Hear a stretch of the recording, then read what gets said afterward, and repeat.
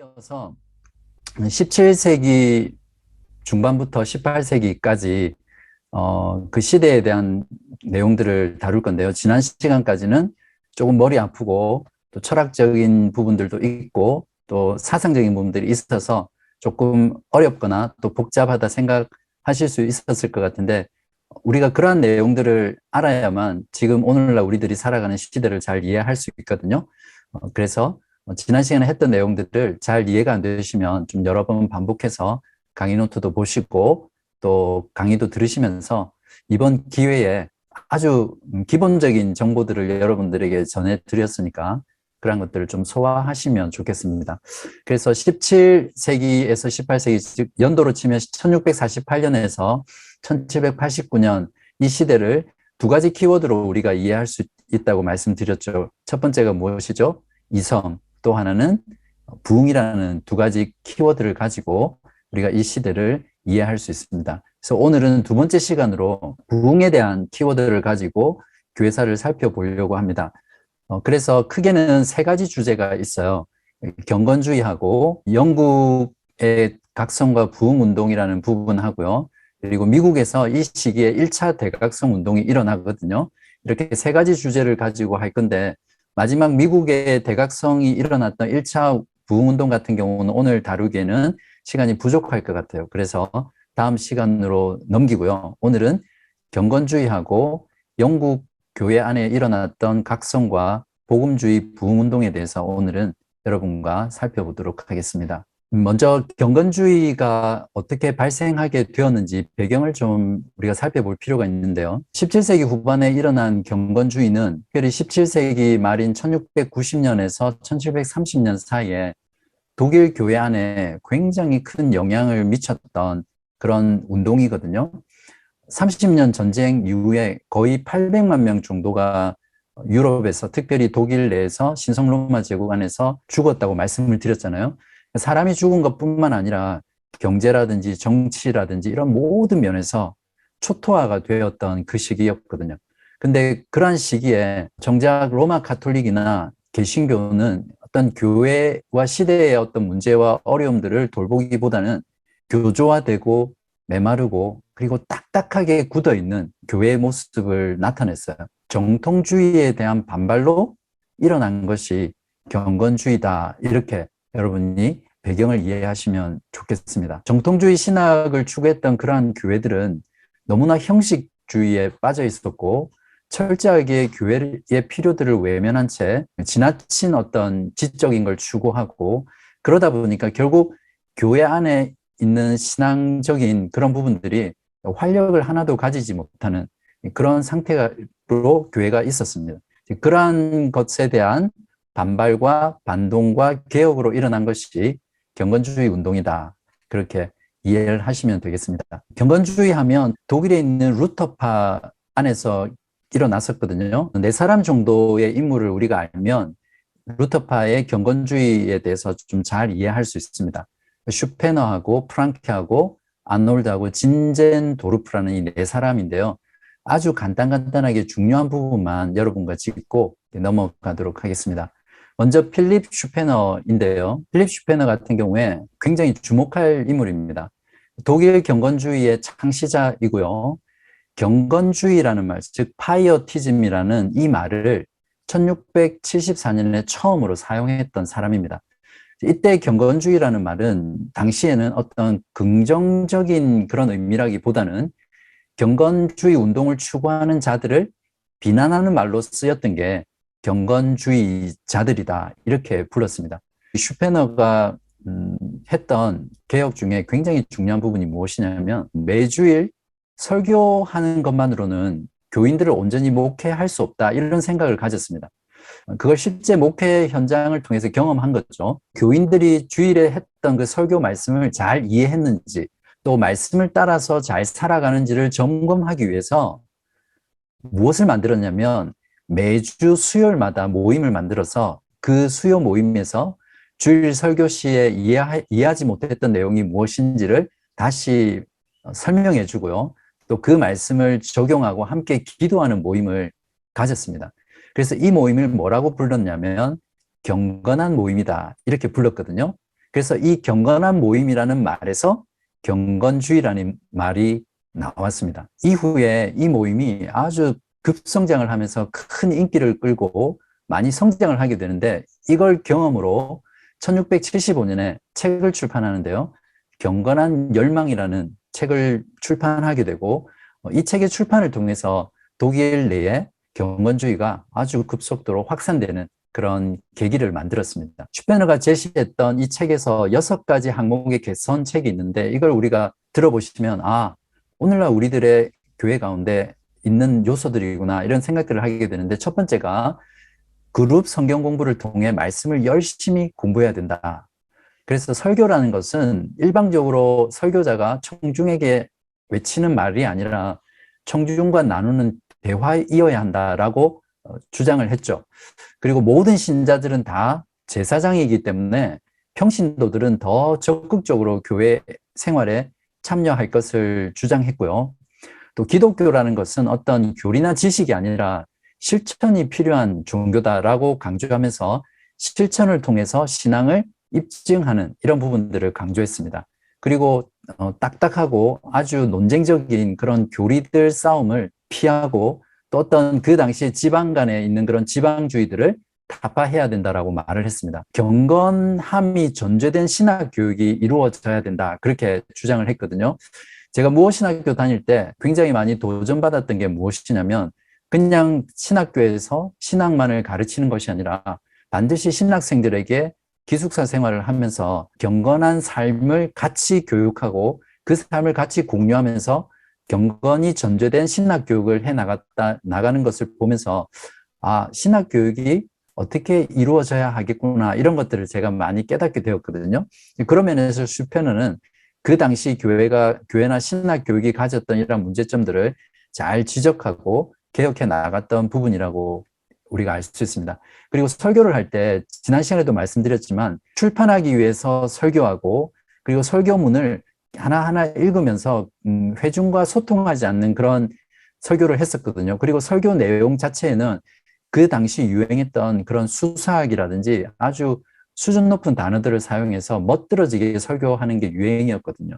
그래서 그런 것들을 설교에서 완전히 배제하고 복음적인 설교가 이루어져야 한다는 것을 이 책에서 강조했습니다. 어떠세요? 이러한 내용들을 들어보니까 오늘날 한국 교회 안에 신앙생활하는 모습들이 그대로 들어있죠. 우리 교회만 하더라도 세워주기 그룹을 매우 강조해서 그 세워주기 그룹에서 같이 성경을 보고 고민하고 성경을 나누는 것뿐만 아니라 삶을 나누고 또 그것을 가지고 기도하는 이런 모임이 소그룹 모임을 통해서 이루어지고 있잖아요. 이러한 소그룹 모임이 경건주의 운동에서부터 이미 시작되었다는 것은 굉장히 놀라운 사실이라고 우리가 이해할 수 있겠죠. 그 다음 인물은 프랑케인데요. 프랑케 같은 경우는 슈페너가 일으킨 경건주의 운동을 더욱더 탄탄하게 만들었고, 특별히 프랑케 같은 경우는 사회 복음 운동을 활발하게 했습니다. 그래서 고아원이라든지 학교를 설립하고 운영하는 일을 했었고요. 프랑케 같은 경우는 회개를 굉장히 강조했습니다. 회개를 강조한 전통은 루터에게서 나오죠. 회개에 대해서 어떻게 표현을 했냐면요. 회개를 위한 투쟁은 새로운 생명을 탄생시키기 위한 상고다, 이렇게 말을 했습니다. 프랑케 같은 경우는 이러한 개인의 회개를 통해서 삶의 변화를 강조했고요. 그렇게 개인이 변화되면 세계도 변화시킬 수 있다라는 기대를 가지고 이 운동을 했던 사람입니다. 그 다음 인물은 고트리 아놀드라는 인물인데요. 이 사람에서부터 좋은 의미로 시작하고 아주 바른 모습으로 시작했던 경건주의 운동이 변질돼 가기 시작하는 거죠. 신랄하게 교회를 비판하기 시작했습니다. 당시 교회를 바벨론에게 빗대면서 바벨의 장송곡이다라는 책을 지을 정도였습니다. 이 책을 통해서 모든 기구적인 조직을 배척했고요. 이렇게 하다 보니까 이 사람은 점점 신비주의적인 신령주의 노선을 타게 됩니다. 신비주의적 신령주의 노선이라는 것도 우리가 초대교회 때나 중세 신비주의 할 때 다뤘었죠. 그 부분을 여러분이 혹시 좀 더 깊이 알고 싶으면 참조하시면 되겠습니다. 편견 없는 교회와 이단의 역사라는 책을 통해서 교회 없는 기독교, 교회에 반대하는 기독교를 주장했고요. 개인적인 기독교를 주장하면서 개인적인 결단을 촉구하는 걸 강조했습니다. 이 사람이 주장했던 내용은 현대 교회의 무교회주의적인 신앙과 바로 연결이 되는 사상입니다. 그렇잖아요. 오늘날 코로나로 인해서 어떤 온라인 교회라든지 교회를 안 나가고 신앙생활하는 가난한 성도가 200만 명이라 하잖아요. 그러한 어떤 사상적인 배경이 신앙이라는 것을 철저히 개인화시키고 내 자신이 경건하게 말씀을 읽고 말씀을 따라서 신실하게 살면 그것이 기독교의 참된 모습이다. 이렇게 생각을 하게 되면 결국 교회라는 것 자체를 부정하는 쪽으로 나아가게 되죠. 이 사람이 주장했던 부분들이 바로 그런 부분이에요. 사도행전 7장 48절에 보면 이런 말씀이 있습니다. 그러나 지극히 높으신 이는 손으로 지은 곳에 계시지 아니하시나니 라는 이 구절을 근거로 교회를 부정했고요. 그리고 이 사람의 경우에는 초대 교회를 이상적인 교회로 규정을 하게 됩니다. 결국 지나친 개인주의로 흐르게 되면서 교회라든지 또 성도의 교제는 무의미한 것으로 여기게 됐죠. 우리가 아놀드의 이러한 사상을 통해서 오늘날 현대 교회를 진단해 볼 수 있습니다. 분명히 경건주의에서 시작했지만 경건주의가 시간이 지나면서 이러한 무교회주의로 철저히 개인화되고 신비적이고 실용주의적인 형태로 변화된다는 것을 우리가 알면 한국교회가 어떻게 흘러갈 수도 있겠구나 이런 것들을 진단할 수 있겠죠. 그 다음에 네 번째 마지막 경건주의자 중에 진젠 도르프라는 인물을 우리가 꼭 알아야 되는데요.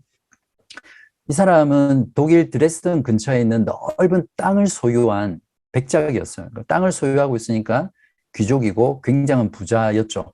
독일 경건주의자 중에서도 아주 열정적인 경건주의자로 알려져 있습니다. 1719년에 견문을 넓히기 위해 네덜란드와 프랑스 등지에 여행을 했거든요.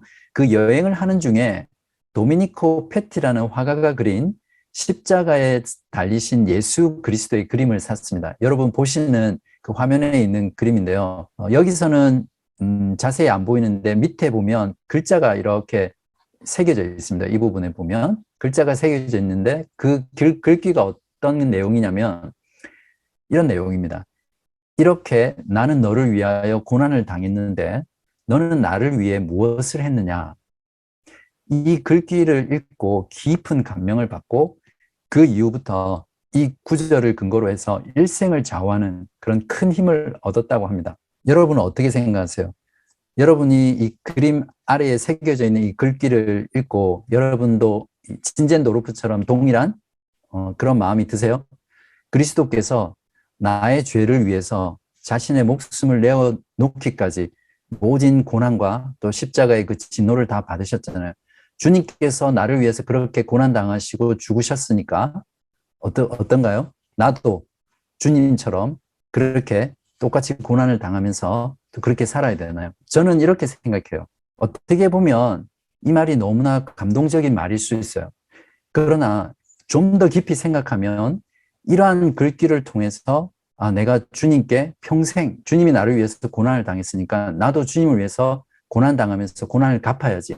이런 생각으로 살아간다면 신앙생활 자체가 어떤 면에서는 굉장한 중압감과 부담으로 찾아오고요. 또 평생 어떤 그런 보상을 위해서 주님께서 나를 위해 고통을 당했으니까 나는 그 고통에 보답해야 돼.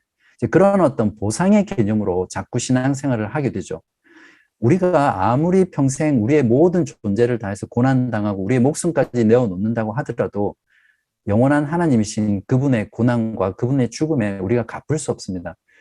우리가 주님을 위해서 고난을 당하고 주님을 위해서 사는 것은 주님이 우리를 위해서 보여주신 그 사랑에 감동되어서 주님을 향한 사랑의 표현으로 주님을 위해서 고난당하고 핍박당하고 또 주를 위해서 살아가는 거지, 어떤 마치 거래를 하듯이 주님이 나를 위해서 이만큼 고난 당하셨으니까 나도 내 삶에서 이렇게 살아야지, 고난 당해야지, 이렇게 하는 것은 마치 고난과 죽음을 가지고 딜을 하는 것 같은 그런 형태라고 저는 생각하거든요. 여러분도 한번 생각해 보십시오. 이 글귀를 통해서 나는 어떤 생각을 할 수 있을 것인가, 여러분들이 해보시기 바랍니다. 진젠도르프는 이제 그 이후에 자신의 영지 부근의 카톨릭 제후들이 모라비안 교도들을 매우 핍박을 했었거든요. 그러던 어느 날 밤에 그 지도자인 목수 출신인 한 사람이 와서 숨겨달라고 합니다. 그것을 계기로 진젠도르프는 자신의 땅에 모라비안 교도들의 피난처를 제공하게 되는데, 이제 바로 그 신앙 공동체가 무엇이냐면 그 유명한 헤른후트라는 공동체입니다. 나중에는 자신도 1727년에 모라비안 교도가 됐었고요. 모라비안 교도의 지도자가 되죠.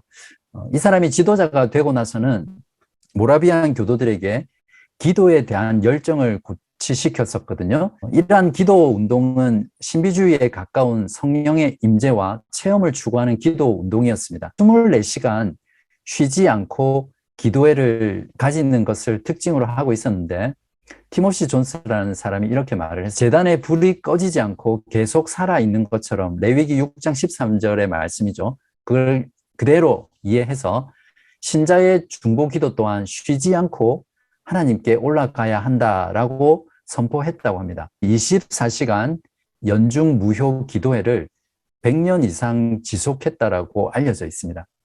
여러분, 이 내용을 들으면서 오늘날 현대 이단 중에 비슷한 단체가 있죠. 여러분, IHOPE라는 단체 들어보셨어요?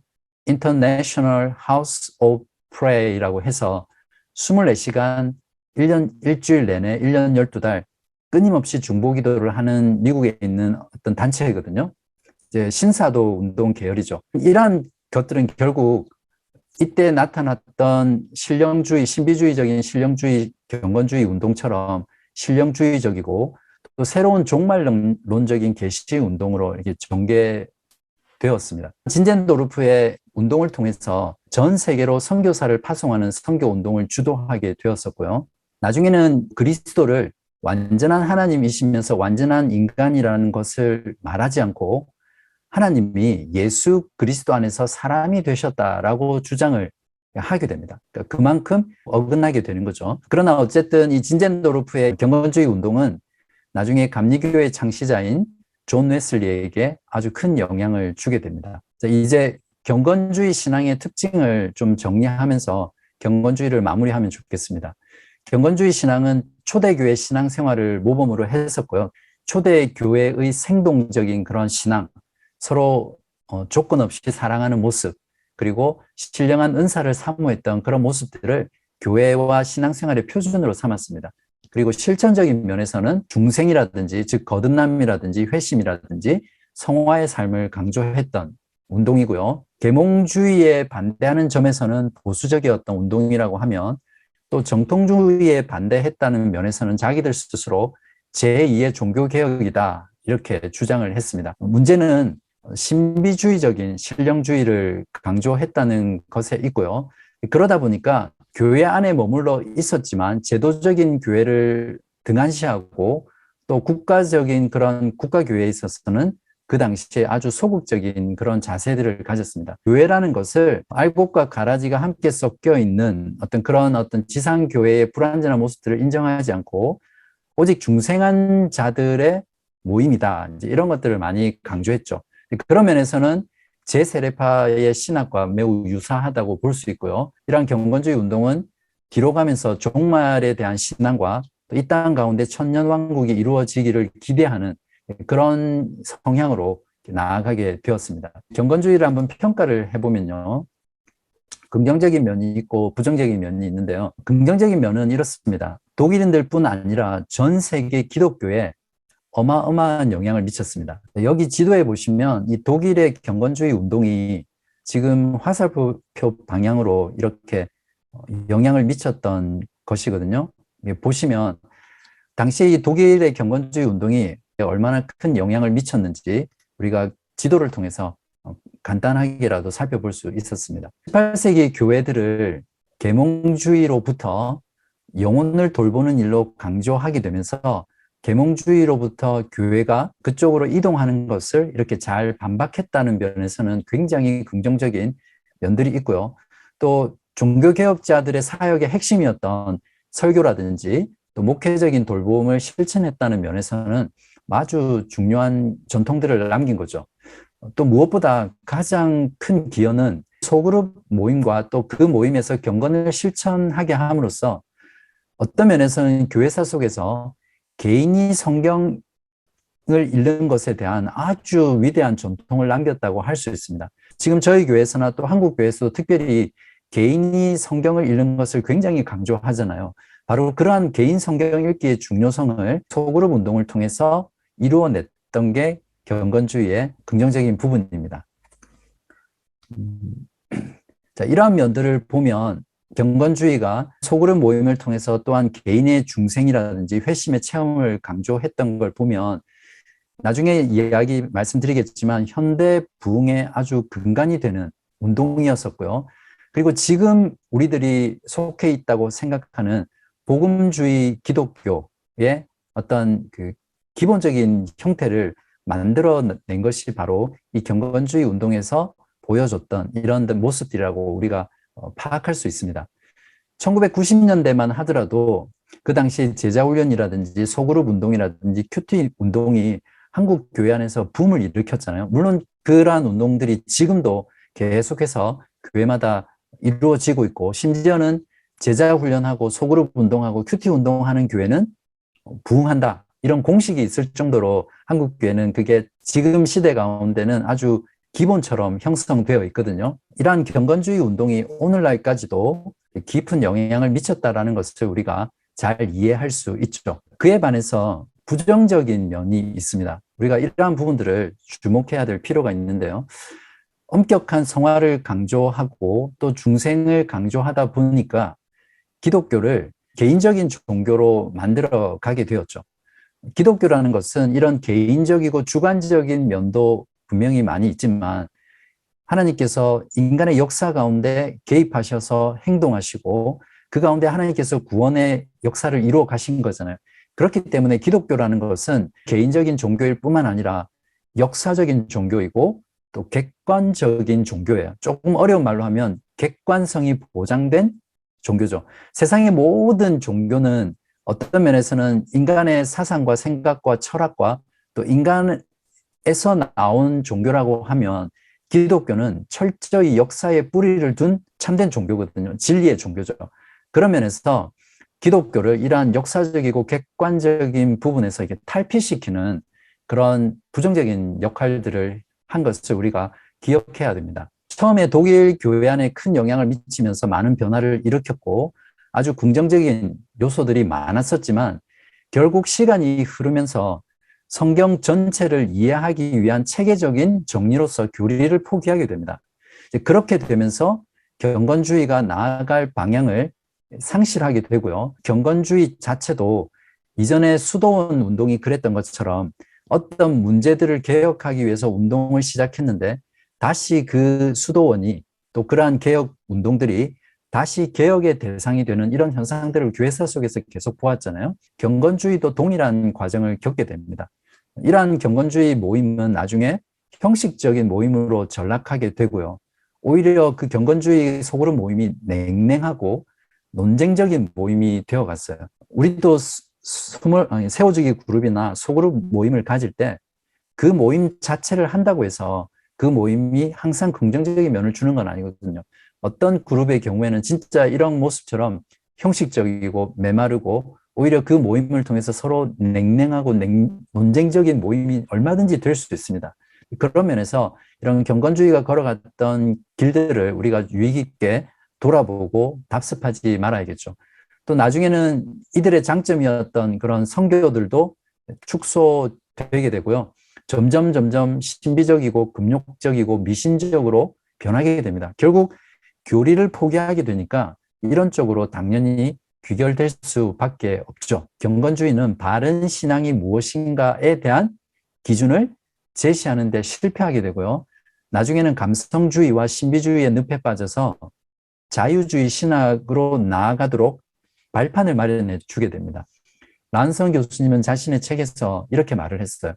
현대 자유주의 신학의 거의 대부분의 근원이 경건주의이다라고 경건주의의 문제점들을 잘 지적을 했습니다. 자, 여기까지 우리가 하고요. 잠깐 쉬고 나머지 영국의 각성운동과 부흥운동에 대해서 여러분하고 강의를 하도록 하겠습니다. 자, 이제부터는 부흥운동에 대해서 좀 살펴보겠습니다. 17세기 말부터 18세기는 부흥의 시대다 또는 대각성의 시대다 이렇게 부를 수 있는데, 한편에서는 계몽주의가 태동이 되고 점점 발달해 갔다면, 또 다른 한편에서는 경건주의 운동과 부흥운동이 일어났거든요. 이 두 가지 서로 모순되는 것 같지만 이 두 가지가 같이 공존했던 시대라는 것을 우리가 잘 이해할 필요가 있습니다.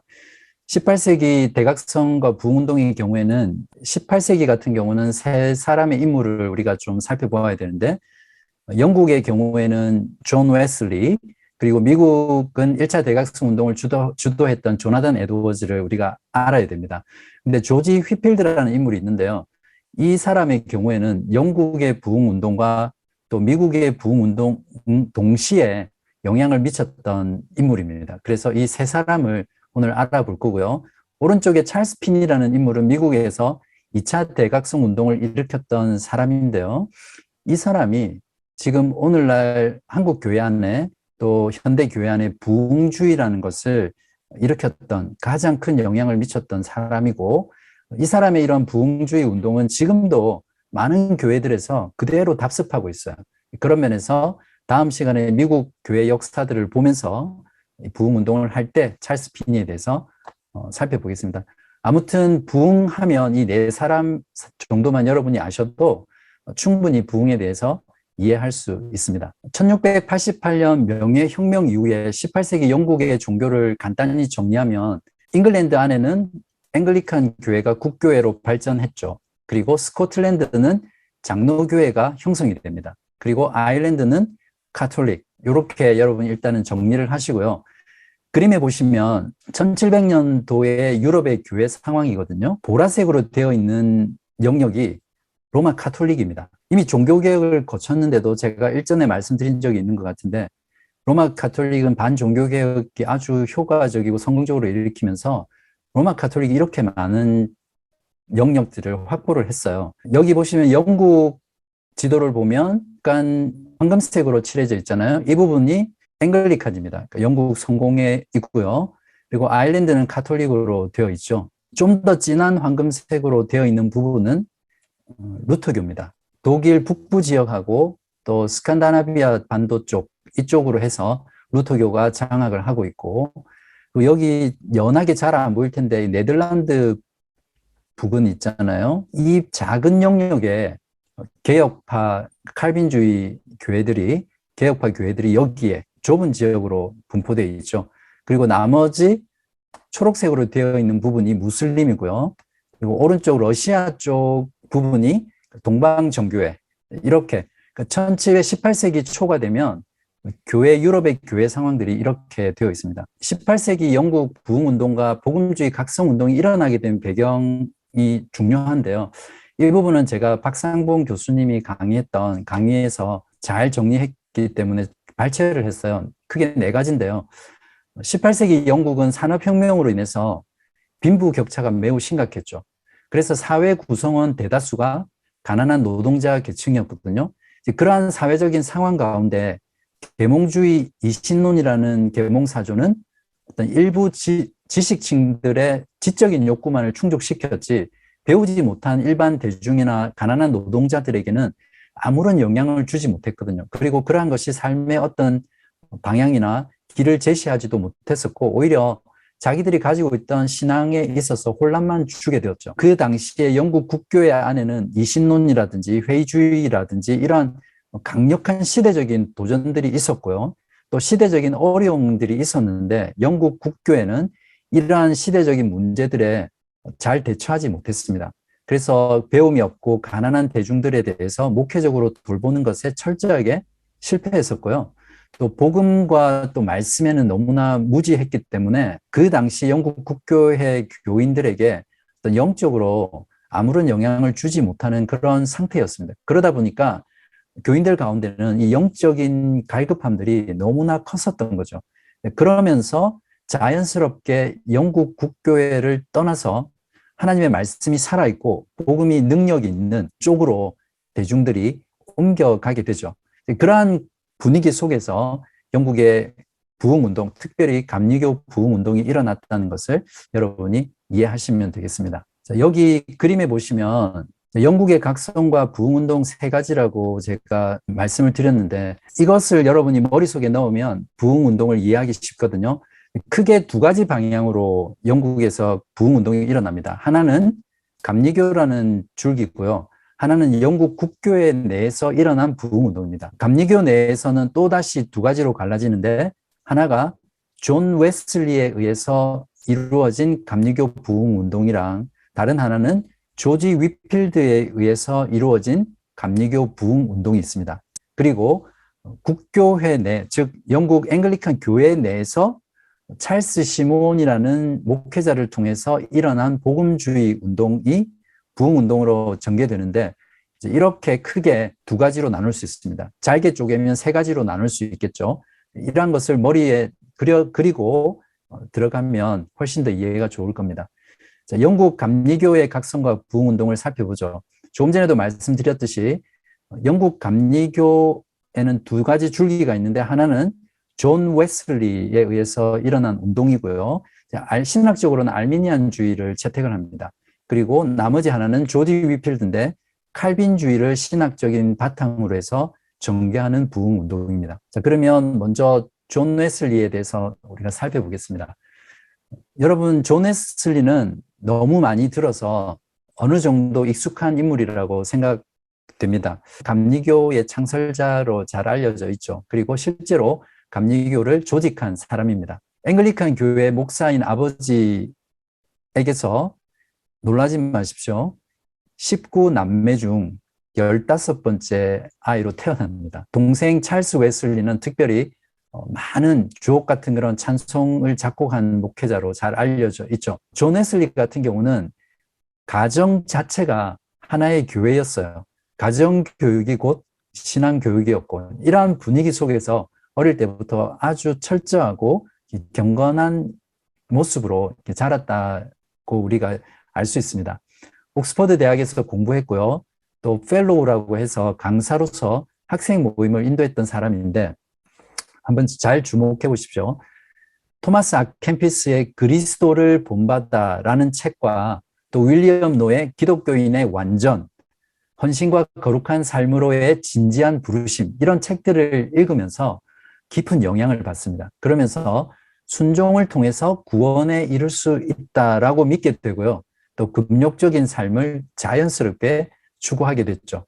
유명한 홀리클럽, 신성클럽을 결성해서 그 모임에서 함께 기도하고 성경을 공부하고 신앙적인 교제를 나누었습니다. 이 모임에 조지 위필드도 멤버였었거든요.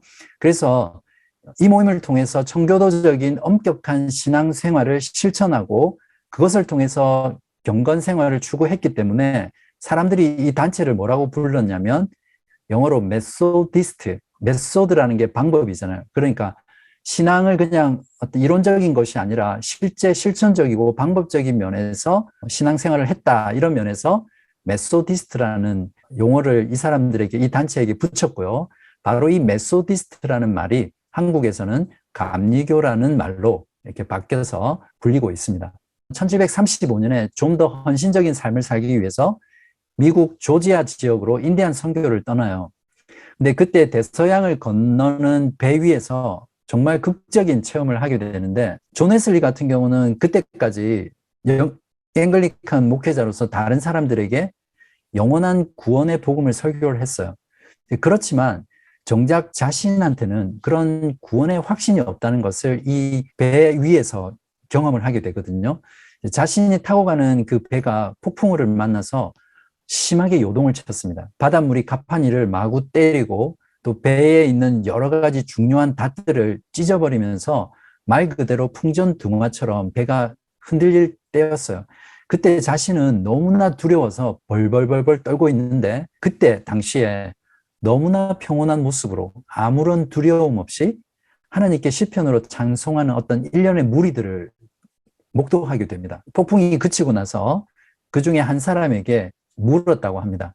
그래서 어떻게 물었냐면 그때 당신은 두렵지 않았습니까? 이렇게 물었을 때 전혀 두렵지 않았습니다. 이렇게 대답을 했습니다. 웨슬리가 다시 이렇게 물었어요. 그러면 당신의 여인들과 자녀들도 두려워하지 않았습니까? 그 사람이 대답하기를 아니요.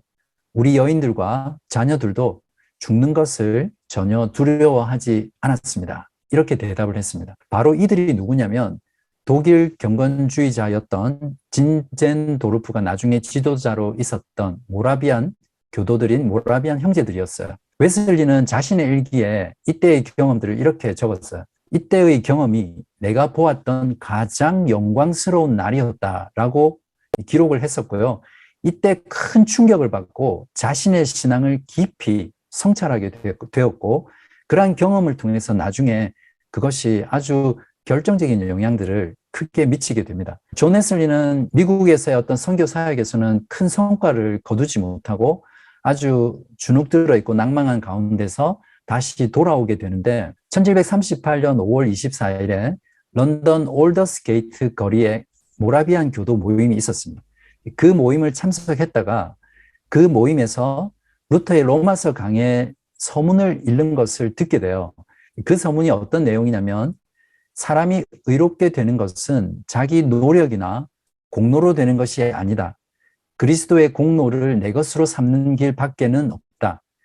그 외에는 어떤 방법으로도 하나님 앞에서 받아들여질 길이 없다. 이 내용을 듣고 존 웨슬리는 갑작스러운 구원의 확신을 체험하게 되고 그 이후부터 존 웨슬리는 더 이상 신앙의 갈등을 겪지 않게 됩니다. 이후에 1738년 헤른 후터, 어떤 공동체인지 아시죠? 그 공동체를 방문하고 그들과 교제했었고요. 나중에는 모라비안 교도들과도 함께 교제하면서 굉장한 영향을 받습니다.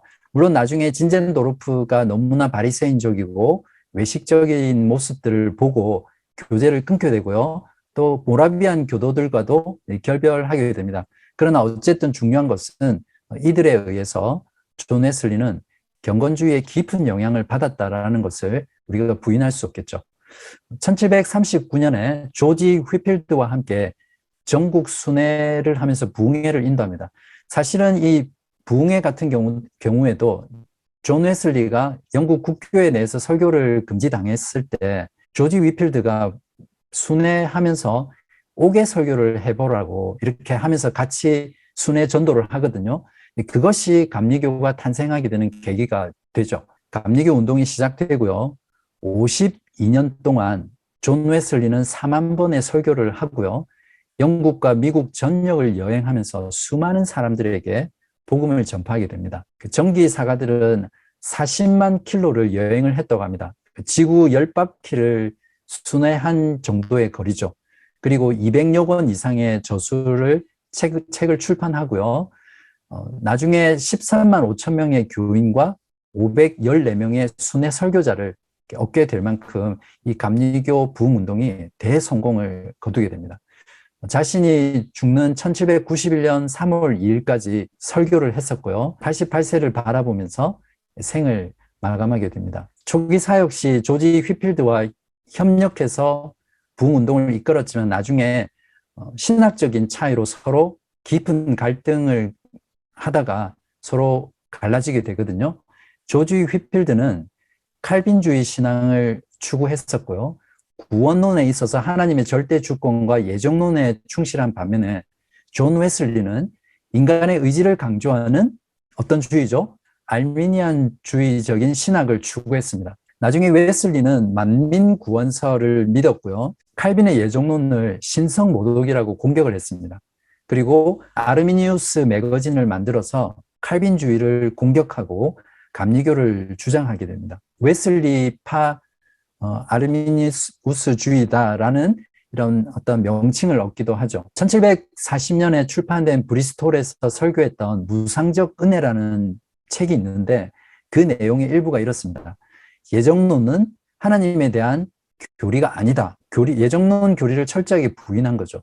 그리고 예정론은 기독교의 행복을 전멸시키는 교리다라고 말을 했고 예정론이라는 교리는 매우 불편한 교리인데 이러한 교리는 신자들로 하여금 선행을 위한 열정을 전멸시킨다라고 말을 했고 마지막으로 예정론은 하나님의 계시 자체와 모순된 교리다라고 하면서 예정론을 철저하게 부인하고 부정하고 공격했던 그런 설교였습니다. 자신이 죽기까지 영국 국교에서 분리하기를 원하지 않았었거든요.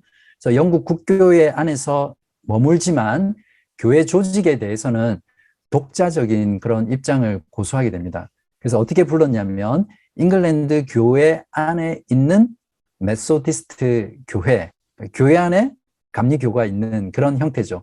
웨슬리 같은 경우는 이 조직 능력이 정말 탁월했습니다. 그래서 자신의 그러한 성장하는 조직을 잘 조직화시켰는데 속회라는 제도, 평신도 설교자 제도, 감독 제도 같은 것들을 통해서 이미 영국 교회 안에 있었지만 독립된 교단이 될 수 있도록 모든 것을 이미 잘 만들어 놓았던 사람입니다. 존 웨슬리가 성장시켰던 이 교회 조직에 대해서 신성클럽에 붙였던, 홀리클럽에 붙였던 메소디스트, 감리교라고 사람들이 부르게 됐죠. 1795년 웨슬리가 죽고 나서 그때서야 비로소 감리교가 앵글리칸 국교회가 감리교를 인정하지 않자 그때 독립교단으로 분리를 하게 됩니다.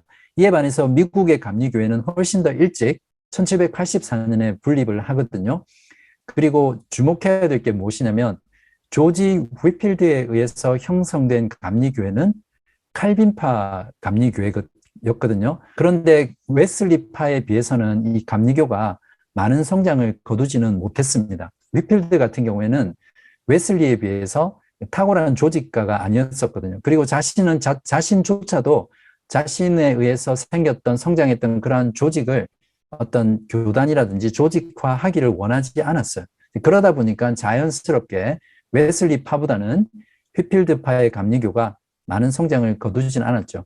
그렇지만 괄목할 만한 성장이 있어서 1779년 웨슬리파보다는 훨씬 더 일찍 앵글리칸 교회에서 분리하게 되었습니다. 존 웨슬리의 부흥운동이 영국 사회에 어떤 영향을 미쳤냐라는 것입니다. 첫 번째는 웨슬리의 부흥운동으로 인해서 잘 들어보십시오.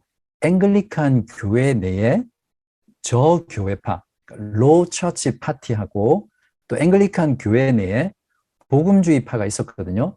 이반젤리컬 파티라고 해서 이 두 세력이 영국 국교회 내에서 강한 세력을 얻게 됩니다. 그전에는 대부분 고교회파에 의해서 장악되었었는데 웨슬리의 부흥운동으로 인해서 복음주의적인 저교회파와 복음주의파가 세력을 얻고 등극을 했다는 것에 아주 중요한 영향이 있습니다. 바로 이러한 영향으로 인해서 18세기 말과 19세기 초 그리고 지금까지 앵글리칸 교회 내의 부흥운동과 복음주의 운동을 주도하게 됩니다. 다음 영향은 무엇이냐면 영국인들에게 선교에 대한 열정을 고취시켰고요. 또 사람들에게 기독교 교육에 관심을 갖게 합니다. 주일학교 운동을 활성화시킨 인물로 잘 알려져 있고요. 실제로 교직자들과 평신도들의 지적이고 영적인 수준을 높이기 위해서 직접 출판 사업에 관여를 하고 또 서적을 보급하고 장려하는 일까지 했습니다. 그리고 탄광촌에 있는 자녀들을 위해서는 성인 야간 학교를 개설했습니다.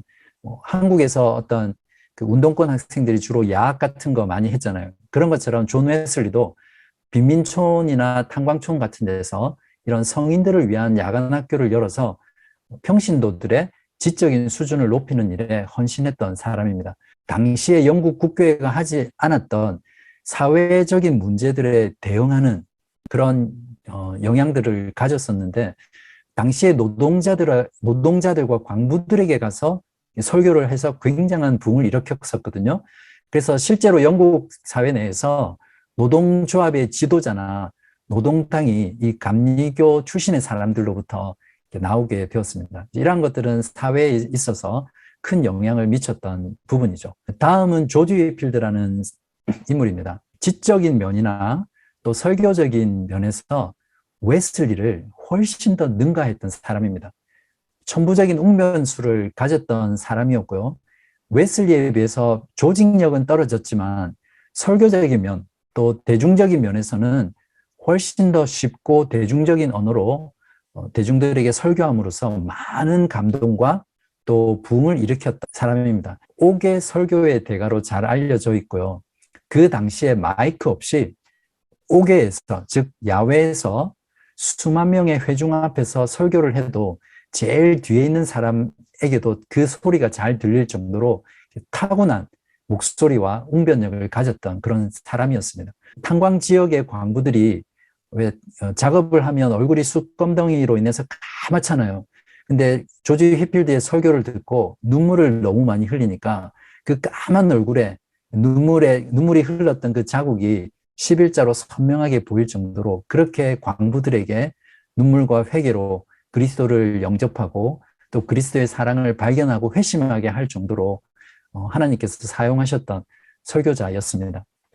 역시 옥스퍼드 대학 홀리클럽 출신이고요. 존 웨슬리와 함께 영국의 각성과 부흥 운동을 주도했고 칼빈주의적인 감리교 운동을 했습니다. 조지 휘필드의 경우에는 영국뿐만 아니라 미국 대륙에까지도 순회 설교를 하면서 부흥을 일으켰던, 그러니까 두 대륙 모두에서 부흥을 주도했던 인물로 우리가 이해해야 합니다. 1739년부터 실제로 대서양을 7번 오가면서 존나단 에드워즈와 함께 미국 1차 대각성 부흥운동을 주도하게 되죠. 휘필드가 얼마나 설교를 잘했냐면 벤자민 프랭클린 아시죠? 미국 건국의 아버지라고 잘 알려져 있고 지난 시간에 철저하게 자연신론, 이신론을 믿었던 사람이다 이렇게 말씀을 드렸는데 이 사람이 휘필드의 설교를 듣고 이렇게 말하고 있습니다. 나는 우연히 그의 설교를 듣게 되었다. 어떤 모금을 마무리하는 과정에 있었던 것으로 생각되는데 나로부터 그는 어떤 것을 얻을 수 없을 것이라고 조용히 나는 다짐하고 있었다. 내 주머니에는 한 움큼의 동전과 은전 3, 4달러 또 금으로 만든 5개의 금화가 있었다. 그의 설교를 듣는 동안 나는 부드러워지기 시작하여 동전을 주기로 결론 내렸다. 그의 설교에 충격을 받은 나는 그것만을 내는 것이 부끄럽다고 결론 내렸다. 그래서 은전을 내어놓았다. 열정적으로 그의 설교가 끝나자 내 주머니에는 어떤 것도 남아있지 않았다. 모든 것은 모든 접시에 담기게 되었다. 심지어는 회의론자인 데이비드 흉조차도 조지 휘필드의 설교를 듣기 위해서 32km를 여행해서 들을 정도로 조지 휘필드는 탁월한 부흥 설교가였습니다.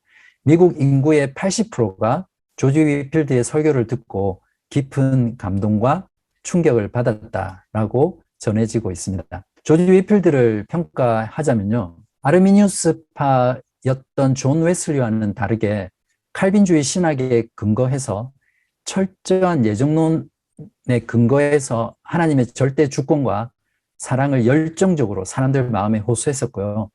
종교개혁의 교리를 정확하게 고수하면서 칼빈의 5대 항목을 철저하게 신뢰했습니다. 그리고 그것을 바탕으로 복음을 선포했다는 것에 조지 휘필드의 중요한 의미가 있습니다. 잉글랜드와 웨일즈의 부흥뿐만 아니라 미국의 부흥을 일으킨 전 세계의 기독교에 영향을 미친 인물이라는 것이고요. 그에 반해서 실제로 여러분도 그렇지만 아마 조지 휘필드를 처음 들어보시는 분도 계실 거예요. 그죠? 이러한 휘필드의 영향력에 비해서 왜 그런지는 모르겠지만 오늘날 기독교인들 가운데 많이 알려져 있지는 않아요. 존 웨슬리는 너무나 잘 아는데 휘필드는 잘 모르죠. 그래서 제가 도전하고 싶은 것은 개혁 신앙을 가진 성도라면 존 웨슬리도 기본적으로 알아야겠지만 조지 휘필드에 대한 더 깊은 공부와 또 아는 것이 필요합니다. 적어도 조지 휘필드의 전기 정도는 한 권 정도 읽어보면 좋겠다 이런 생각들을 해봅니다. 왜냐하면 개혁파 신앙을 추구하는 우리들의 경우에 부흥이라고 모두 다 옳고 긍정적인 것은 아니잖아요. 어떤 부흥이냐가 중요한데 그런 면에서 철저한 종교개혁의 5대 교리와 또 칼빈주의적 개혁신앙의 근거를 두고 사역했던 바로 이 조지 휘필드를 우리가 공부를 함으로써 과연 우리가 추구해야 될 부흥은 무엇인지를 잘 파악할 수 있겠죠. 조지 휘필드가 죽은 뒤에는 영국 내에서 칼빈주의적인 감리교로 발전을 하게 되거든요. 조지 휘필드의 감리교는 잉글랜드보다는 웨일즈에서 더 꽃을 피우고 활성화되었습니다. 웨일즈에서도 조지 위필드처럼 위대한 설교자들이 많이 나오게 되는데 그러한 설교자들에 의해서 강력하게 부흥을 하게 되고요.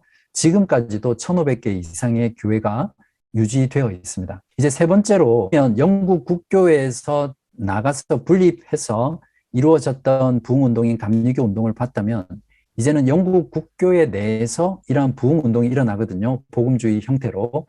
그것에 대해서 알아보기 위해서는 우리가 찰스 시몬이라는 인물을 좀 잘 알 필요가 있습니다. 영국 국교회 내의 부흥운동은 캠브리지 대학을 중심으로 일어났어요. 청교도의 산실이라고 알려져 있고요. 나중에 하겠지만 옥스포드 대학을 중심으로 일어났던 고교회 운동에 비해서 캠브리지 대학에서는 바로 이러한 복음주의 운동이 여기에서 일어났고요. 영국 국교회 안에 복음주의 운동의 요람이 됩니다. 신학적으로는 칼빈주의를 채택을 하고요. 청교도의 윤리를 아주 강조했던 운동입니다. 이것은 성령 운동이라기보다는 신앙을 교육하고 선교하고 노예 제도를 폐지하고 또 성경을 일반 성도들에게 배부하는 이런 것에 깊은 관심을 가진 신앙 활동이다. 이렇게 이해를 하시면 되겠습니다. 이러한 철저한 신앙 교육을 바탕으로 성경적인 삶을 실천하고 또 복음을 전하고 또 개인적으로 죄에 대해서 각성하고 하나님을 개인적으로 경험하는 그런 것들을 강조했던 특징이 있습니다. 이제 찰스 시몬을 살펴볼 텐데요. 영국 국교회 내의 복음주의 부흥운동자다 이렇게 이해를 하시면 되고요.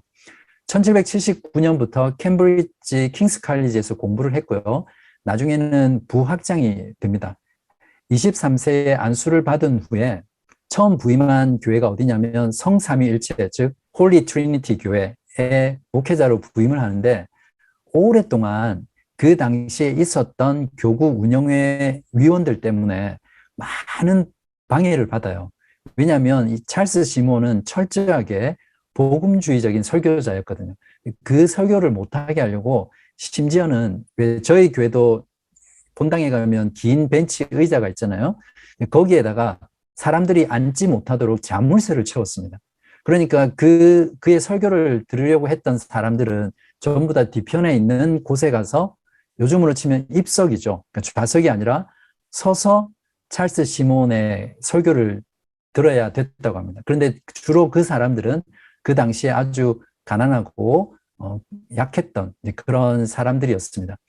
찰스 시몬은 이러한 반대에도 불구하고 성경적인 설교, 복음적인 설교를 너무나 하고 싶어서 말을 타고 시골 마을을 다니면서 복음을 전하고 설교를 했습니다. 그런데 그 설교를 듣고 많은 사람들이 찰스 시몬을 듣기 위해서 몰렸고요. 그리고 나중에 찰스 시몬이 교회에서 설교를 하면 그 당시에 1,000명 이상의 사람들이 그의 복음적인 설교를 듣기 위해서 몰릴 정도로 부흥했었습니다. 교회 선교사 협회라든지 또 영국과 해외 성서공회를 설립하고 또 후원을 했었고요. 특이한 것은 지금도 시몬 트러스트라는 것을 설립해서 목회자들에게 사역지를 제공하고 또 생활을 할 수 있도록 해줬습니다. 이게 무슨 말이냐면 당시 영국 국교회는 또다시 이전에 그런 잘못된 관행들을 답습하고 있었거든요. 당시 봉건 영주들 같은 그런 사람들이 자기 지역에 교회 목사 자리를 돈으로 사서 자기 가족들이나 또는 원하는 사람들을 마음대로 앉히게 된 거죠. 근데 이 찰스 시몬이 이러한 시몬 트러스트를 통해서 돈을 가지고 그 목회지를 다시 사는 겁니다. 그리고 그 목회지에서 자신에게 훈련받은 목회자들 또 다른 목회자들을 사역할 수 있도록 사역지를 주는 거죠. 이러한 운동을 통해서 영국 국교회 내에 분립해 나가지 않고 국교회 내에서 복음주의 운동과 함께 큰 부흥을 일으켰던 사람이 바로 찰스 시몬입니다. 결론적으로 영국 성공회 내에서 일으켰던 이 복음주의 부흥 운동의 핵심은 역시 설교라는 것을 알 수 있고요. 말씀의 회복과 또 말씀을 통한 개혁 운동이었다. 간략하게 결론을 낼 수 있습니다. 그 다음은 제가 원래는 19세기 때 다루려고 했는데 지금 영국의 부흥 운동을 하면서 영국 감리교와 또 국교회 내에서의 복음주의를 다뤘기 때문에 같이 하면 여러분이 이해하기 쉬울 것 같아서 오늘 좀 다루려고 하거든요. 그림을 보시면 영국 감리교 부흥운동이 일어난 이후에 19세기가 되면 역시 영국 경우에도 이신론이라든지 여러 가지 합리주의적 자연신론이라든지 또 계몽주의 사상이 더 자유주의화 되거든요. 그러한 상황 가운데서 저교회파하고 복음주의파가 영국 국교회 내에 있었어요. 그러니까 고교회파 외에 두 가지 파가 있었는데 이 두 가지 파가 세력을 얻게 되고 힘을 얻게 되면서 국교회 내에 부흥운동을 일으키잖아요. 통상적으로 이 둘을 합쳐서 이반젤리컬이라고 해서 복음주의파다 이렇게 부르게 됩니다. 이런 상황 가운데서 1833년부터 여러분들이 많이 들어보셨을 건데 옥스포드 운동이라는 것이 일어납니다. 한마디로 이 운동은 무엇이냐면 앵글리칸 교회 내에서 다수를 차지한 고교회파 하이 처치 파티에서 일으킨 앵글로 카톨릭의 쇄신 운동이다. 이렇게 정의를 하시면 됩니다. 쉽게 말하면 다시 영국 국교회 내에 개혁된 부분에서 종교개혁 이전, 즉 로마 카톨릭의 교회 생활과 예배 의식을 회복하고자 하는 운동입니다. 크게 세 가지 단계로 진행이 되는데요. 이 부분은 제가 자세히 다루지는 않을게요. 헨리 뉴먼이라는 사람을 통해서 소책자 운동에서 시작되는데 여기에서 앵글리칸 교회의 39개조 신조에 반대를 합니다.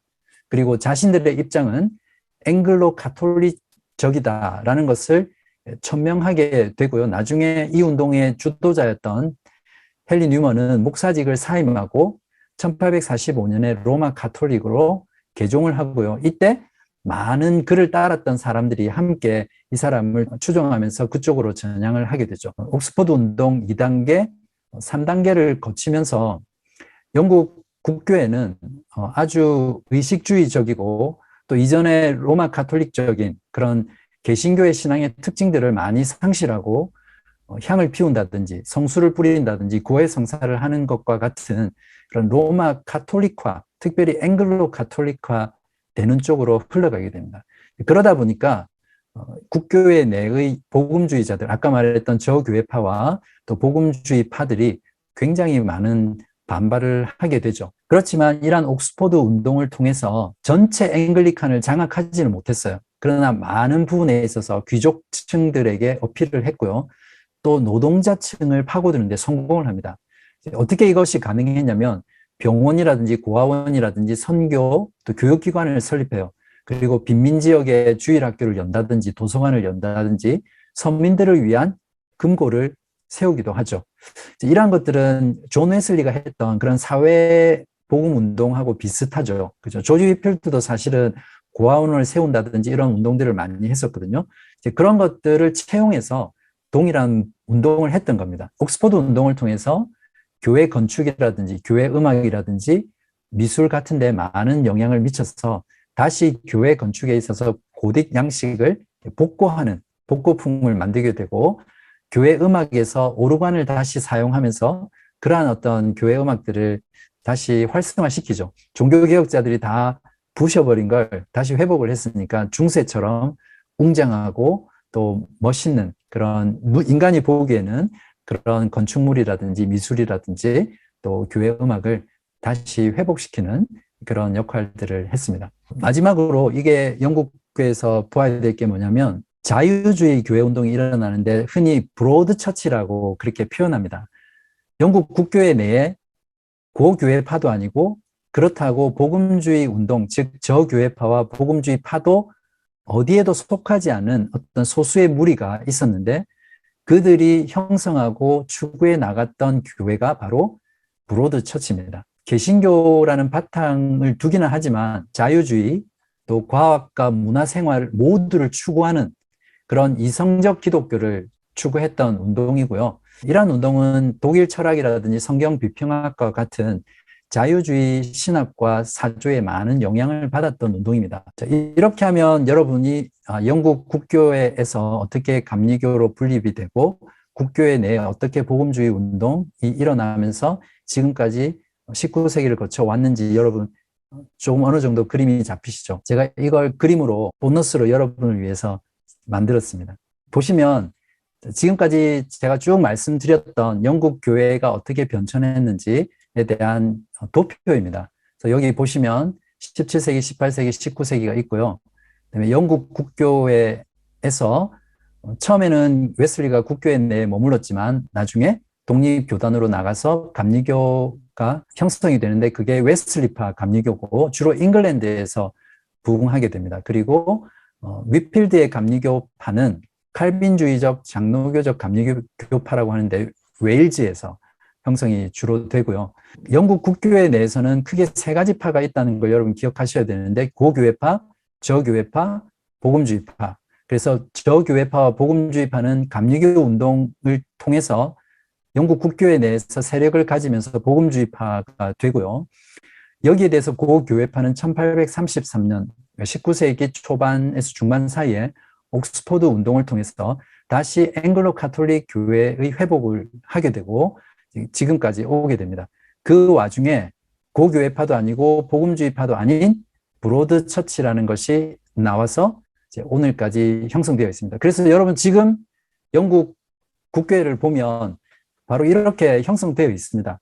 여러분 좀 정리가 이제 되시죠? 자, 마지막으로 18세기 영국 각성과 부흥운동 평가를 해보면요. 18세기 영국의 부흥주의 각성운동은 성령의 체험과 조직력을 강조하는 웨슬릭식 신앙운동으로 전개가 됐었고 또 한편으로는 칼빈주의 신학에 근거한 신앙과 삶의 균형을 추구하는 휘필드식 신앙운동으로 펼쳐졌습니다. 그리고 영국 국교회 내에서 교육이라든지 선교라든지 사회개혁 등을 통해서 이러한 부분에 말씀과 함께 헌신한 복음주의 신앙운동에서 영국 각성과 부흥운동이 확인된다. 이렇게 이해를 하시면 되고요.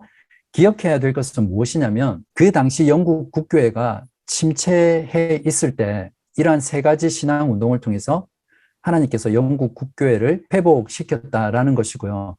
이 세 가지 운동을 했던 사람들은, 교회들은 그 당시 시대가 가지고 있었던 문제들, 또 교회의 문제들을 외면하지 않고 그것을 어떻게 신앙적으로 극복할 수 있을 것인가를 고민하면서 기도하면서 말씀으로 그것들을 위해서 헌신하고 또 자신의 삶 전체를 들여서 수고하고 애썼던 그런 운동이다라고 평가해 볼 수 있겠습니다. 이건 제 개인적인 정리와 또 도전입니다. 지금까지 경건주의와 부흥운동을 통해서 우리가 아마 여러분 여러 가지 생각들을 하시게 될 겁니다. 한번 여러분 깊이 생각해 보십시오. 이러한 강의를 듣고 그냥 끝내지 마시고요. 나는 오늘 배웠던 이 내용을 가지고 무엇을 해야 하는가, 또 나의 어떠한 부분들을 돌아보아야 하는가, 또 내가 어떻게 살아야 할 것인가를 깊이 생각을 해야만 이것이 내 것이 되는 거거든요. 저는 제 나름대로 고민했던 부분들을 가지고 여러분들에게 도전하겠지만 여러분도 이것과 함께 여러분 스스로 깊이 고민하고 나는 이제 어떻게 살아야 하는가, 나는 무엇을 배울 수 있는 것인가, 이런 것들을 생각해서 여러분 것으로 만들기를 바랍니다. 세 가지를 제가 적용을 해봤습니다. 첫 번째는 참된 개혁. 오래 지속되는 개혁은 이것도 계속해서 반복되는 부분인데 특별히 경건주의와 부흥운동을 통해서 돌아볼 수 있는 부분이에요. 개혁은 도덕적인 삶이나 심지어는 경건한 삶의 변화 또는 사회개혁 운동을 통해서 절대 이루어지지 않는다는 겁니다. 무엇을 통해서 이루어지냐면 참된 복음의 말씀과 바른 교리와 신학을 회복할 때만 그 개혁이 참되고 또 오래 지속이 될 수 있습니다. 프로그램이라든지 어떤 운동을 통한 개혁, 삶의 개혁은 일시적으로는 효과가 있을지 모르지만 그것이 지속되기는 어렵다는 거죠. 왜냐하면 인간 자체가 악하기 때문에 처음에는 좋은 의도로 시작했지만 결국 시간이 지날수록 점점 타락해 가고 다시 개혁의 대상이 될 수밖에 없다는 거죠. 우리는 여기에서 경건주의가 가지고 있었던 좋은 영향들, 긍정적인 면들을 잘 수용하되 또 그에 반해서 그들이 가졌던 문제점들을 잘 평가하면서 오늘날 우리 교회 가운데는 그들이 놓쳤던 바른 신학과 교리가 무엇인지를 다시 한번 회복하고 교리와 신학만 주장하면서 교조주의에 빠지는 것이 아니라 바른 신학과 교리와 함께 항상 삶이 같이 가는 그런 역동적이고 활력 있는 말씀 운동을 해야 되겠다. 이런 것들을 생각합니다. 신학이라는 것은 결국 교회를 위해 존재해야 된다라는 이 말은 정말 100% 옳은 말이다.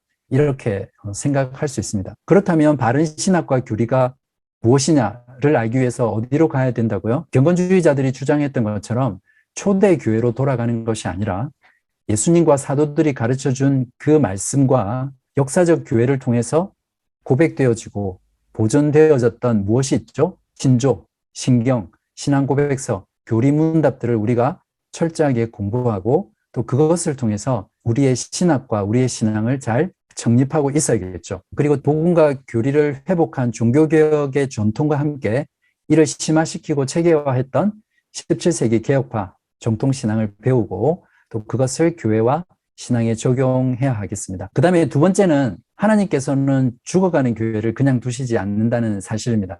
반드시 하나님께서 그 당대에 사람을 일으켜서 교회를 회복시키고요. 보존해 가신다는 그런 확신을 우리가 다시 한 번 더 가질 수 있게 되죠. 그렇지만 동시에 하나님께서는 우리가 존 웨슬리라든지 또 조지 위필드도 마찬가지예요. 오류가 없는 인간들은 없잖아요. 인간적인 연약함과 오류들을 허용하시는 거예요. 허용하심으로써 그 가운데 다시 바른 신앙이 무엇인지를 말씀을 통해서 전투하게 하시고 또 변화되게 하시는 하나님의 큰 뜻과 섭리를 우리가 보게 됩니다. 마지막으로 부흥을 일으키는 핵심 요인이 여러분은 무엇이라고 생각하세요? 오늘 공부했던 내용들을 잘 생각해 보면 아실 수 있는데 설교자와 그들의 설교였다는 겁니다. 존 웨슬리와 조지 위필드와 찰스 시몬은 당대의 시대가 요구하는 그 문제들을 말씀을 가지고 해결해 나갔던 인물들이잖아요. 바로 이 세 사람에 의해서 부흥운동이 주도되었다는 것은 부흥이라는 것은 프로그램이나 캠페인으로 이루어지지 않는다는 거죠. 종교개혁의 전통이 그런 거였잖아요. 강단의 개혁을 통해서 교회가 회복된 운동이잖아요. 그렇기 때문에 부흥이라는 것은 말씀의 흥왕이다. 이렇게 정리를 할 수 있겠습니다. 사도행전 12장 24절에 보면 헤롯이 야고보를 죽이고 교회를 핍박하면서 의기양양해서 자기 영광에 취해 있을 때 벌레에 먹혀 죽잖아요. 하나님께서 그런 심판을 하시는데 그러한 심판의 장면 뒤에 붙여서 24절에 이 말씀이 나옵니다. 하나님의 말씀은 흥왕하여 더하더라. 영어로는 increased and multiplied 이렇게 표현되어 있습니다. 그 다음에 사도행전 19장 20절에 보면 에베소에서 두란노에서 날마다 3년 동안 하나님의 말씀을 바울이 강론하잖아요. 그때 에베소에 이런 일들이 일어납니다. 17절에 보면 에베소에 사는 유대인과 헬라인들이 다 이 일을 알고 다 두려워하며 주 예수의 이름을 높이고 믿은 사람들이 많이 와서 자복하여 행한 일을 알리며 또 마술을 행하던 많은 사람이 그 책을 모아가지고 와서 모든 사람 앞에서 불사르니 그 책값을 계산한 즉 5만이나 되더라. 지금으로 치면 이 은 5만이 약 60억 정도에 해당된다고 합니다. 20절에 보십시오. 자, 이러한 일들이 있고 나서 어떻게 표현되어 있냐면 이와 같이 주의 말씀이 힘이 있어 흥왕하여 세력을 얻으니라. 영어로는 continues to increase and prevail mightily. 여러분은 여러분의 시대에 우리 시대에 다시 부흥을 보기 원하세요? 그 부흥을 보기 원한다면 우리가 해야 할 일은 예수 그리스도의 말씀과 하나님의 말씀인 성경을 바르고 힘있게 선포하고 가르치는 그런 교회를 이루기 위해서 우리가 늘 수고하고 헌신해야 되고요. 또 하나님의 말씀이 흥왕할 수 있도록 사모하면서 기도해야 할 것입니다. 그렇게 될 때 오늘 사도행전의 누가의 기록처럼 하나님의 말씀이 흥왕하더라. increased, multiplied, prevail mightily 될 것입니다. 이것으로 오늘 경건주의와 부흥 운동 마치도록 하겠습니다.